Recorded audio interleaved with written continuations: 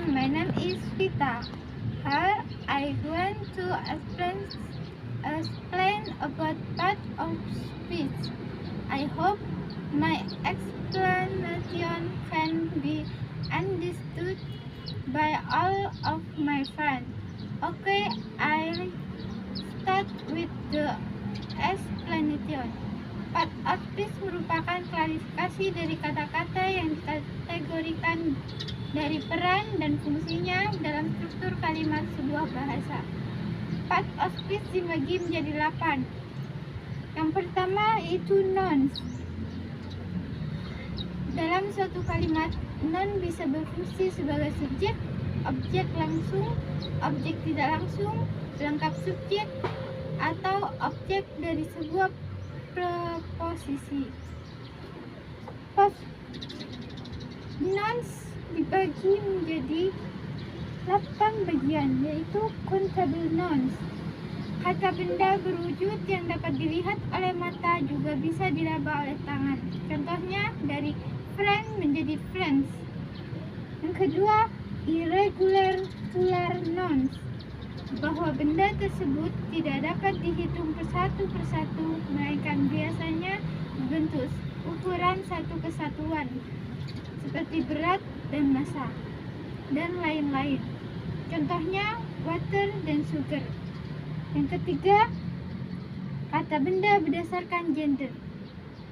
Kata benda ini menunjukkan jenis kelamin lelaki atau perempuan, seperti boy and lady. Yang ketiga, kata benda tak berwujud yang berasal dari kata sifat. Contohnya good yang artinya baik. Selanjutnya, kata benda tak berwujud yang dibentuk dari kata benda. Contohnya champion yang artinya juara. Yang ketiga, collective noun, kata benda kumpulan. Contohnya army yang artinya tentara. Pronoun artinya kata benda tersendiri.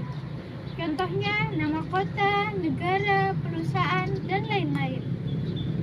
Material nouns, kata benda bahan baku.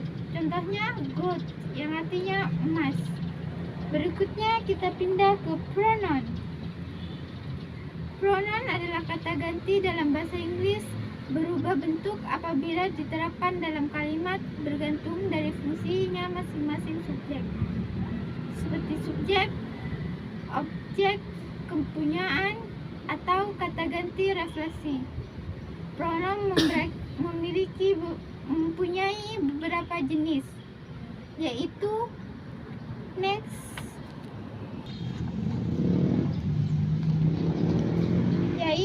pertama, demonstrative pronoun. Maksudnya adalah kata ganti tunjuk. Berikut contoh penggunaan dalam kalimat. This, ini. Contohnya, this is your health. Kedua, this yang artinya ini untuk kata jamak. Contohnya, this aroma my XL car marvelous. Ketiga, that, itu, digunakan untuk menunjukkan bahwa orang atau benda yang dimaksud. Contohnya, the shot is on the table over there. Selanjutnya, those yang artinya itu, bentuk jamak dari kata that karena digunakan untuk mendukung benda jamak. Contohnya, look at those students, they are students seriously. Selanjutnya kita berganti pada relative pronoun, kata ganti penghubung yang menjelaskan orang atau benda yang ada di depannya. Contohnya, I need someone who is can touch.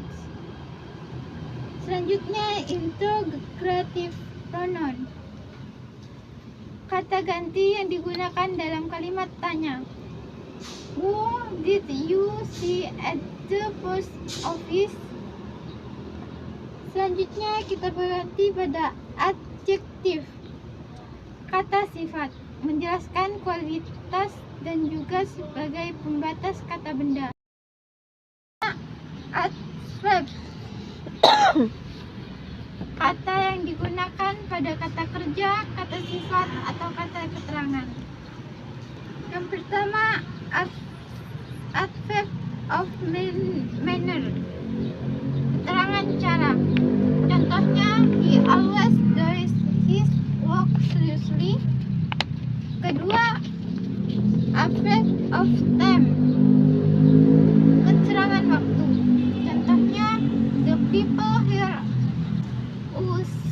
usually goreng the beach in summer. Selanjutnya, adverb of place, yang artinya keterangan tempat. Contohnya, the can get relative her. Selanjutnya, adverb of frequency, keterangan tingkat keseringan. Contohnya, we always keep our classroom clean. Very, yang artinya sangat. Contohnya, he speaks in a very good English. Next. Selanjutnya, preposition, yang mempunyai beberapa jenis, yaitu seperti yang ada di sini. Pertama, on, digunakan untuk menanyakan letak suatu benda di mana benda yang dimaksud menyentuh permukaan benda lain. Contohnya, he is on duty.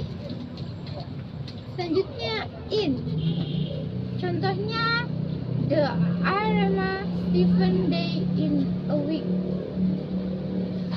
Selanjutnya, at, contohnya, we meet the guy at the bus station.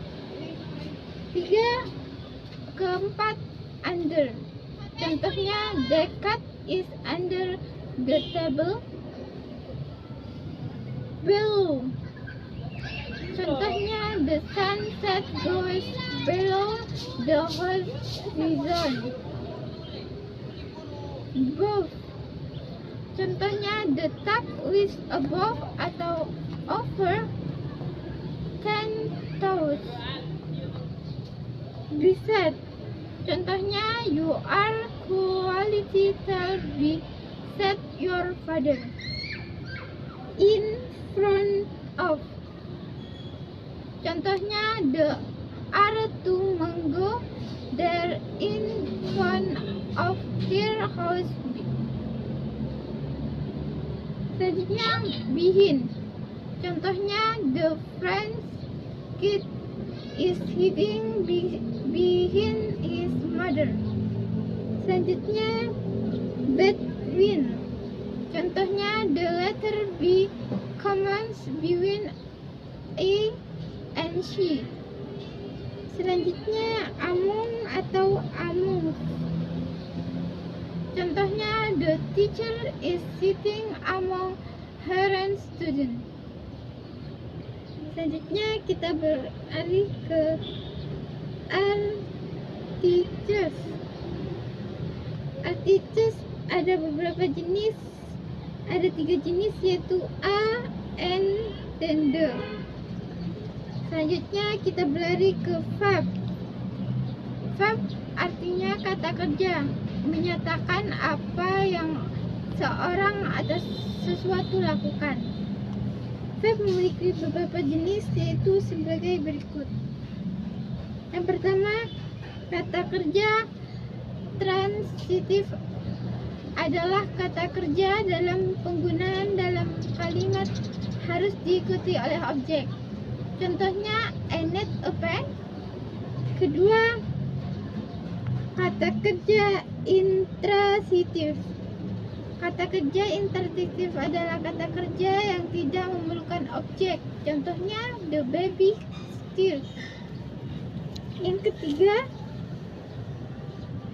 ada beberapa kata kerja yang bisa dijadikan kata kerja transitif dan juga intransitif. Next. 3. Contohnya, we study English. We always study. Berikutnya, kata kerja penghubung. Contohnya, the music sounds nice. Kata kerja yang menggunakan be. Contohnya, my father was ill yesterday. Berikutnya, kata kerja berbentuk dari kata lain. Contohnya, beauty menjadi beautiful. Selanjutnya yaitu conjunction.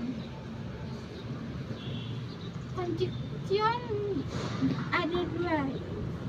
Yang pertama, coordinating conjunction, yang artinya adalah kata sambung yang menghubungkan kata-kata atau prasejarah, dan juga klausa di mana kata-kata atau frase serta klausa yang digunakan tersebut masing-masing dianggap sebagai informasi yang sama penting atau setara.